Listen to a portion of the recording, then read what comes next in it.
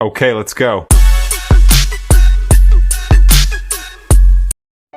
আসসালামু আলাইকুম। আজকে রান্না করব দেশি মুরগির মাংস। তার জন্য এখানে দেশি মুরগি চামড়া সহ ভালোভাবে ধুয়ে পরিষ্কার করে নিয়েছি। আর এই পাশে পেঁয়াজ আর রসুন কুচি করে নিয়েছি। এখানে আদা বাটা, রসুন বাটা, গরম মশলা বাটা একসাথে নিয়েছি। এগুলো রান্নার জন্য একটি চুলায় কড়াই বসিয়ে দিয়েছি। এখন পরিমাণ মতো তেল দিয়ে দিব।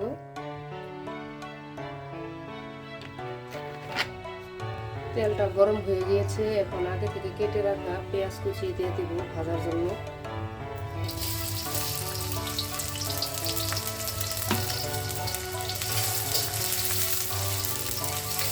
ভালোভাবে লাল করে ভেজে নেব।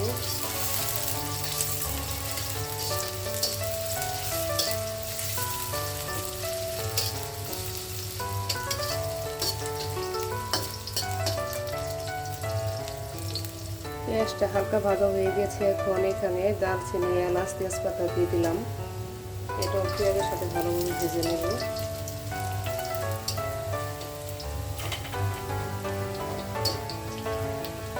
পেঁয়াজটা ভাজা হয়ে গেছে। এখন পরিমাণ মতো মশলা দিয়ে দিব। 1 চামচ পরিমাণ রসুন বাটা, 1 চামচ আদা বাটা, গরম মশলা দিয়ে 1 চামচ। ভালোভাবে মশলা তেলের সাথে ভেজে নেব।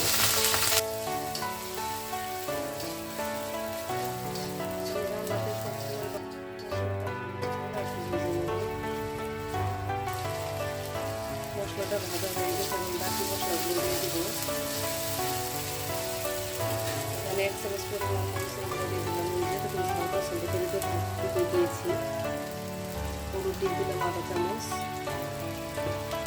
গুঁড়ো দিয়ে দিলাম আধা চামচ। স্বাদ মতো লবণ দিয়ে দিব।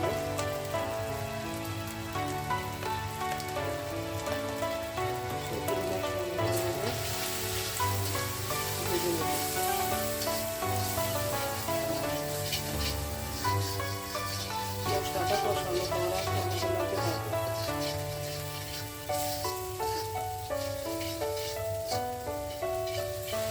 মশলাটা আবার ভালোভাবে কষানো হয়ে গেছে। উপরে তেল উঠে গেছে। মাংসগুলো দিয়ে দিলাম।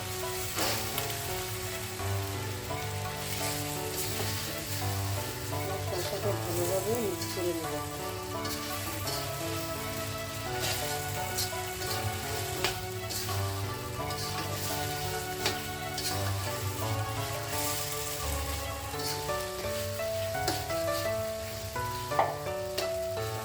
কাঁচামরিচও দিয়ে দিলাম।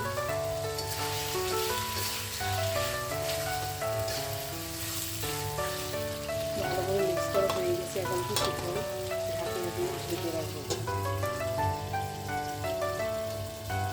মুরগিটা কষানো হয়েছে কিনা ঢাকা করে দেখে নেব।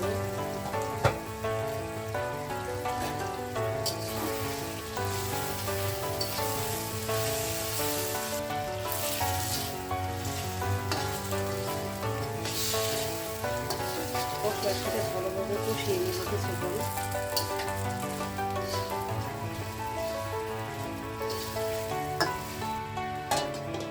মাংসটা কষানো হয়েছে কিনা দেখে নেব।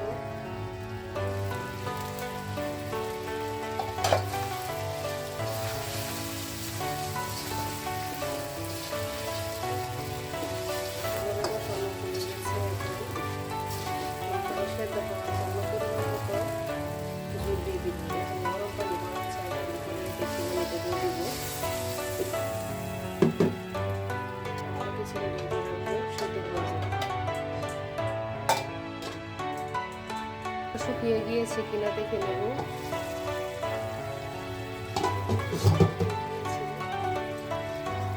আগে থেকে ভাজা গরম মশলা দিয়ে দিব।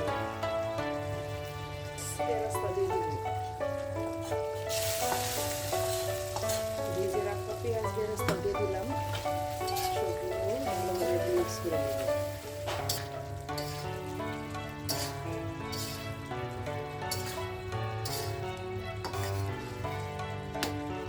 হয়ে গেল আমার মজাদার দেশি মুরগির ঝোল। মাংসটা একটা বাটিতে নামিয়ে নিলাম। কালারটা অনেক সুন্দর আসছে। এইভাবেই আমি বাসায় দেশি মুরগির মাংস রান্না করে থাকি বাটা মশলায়।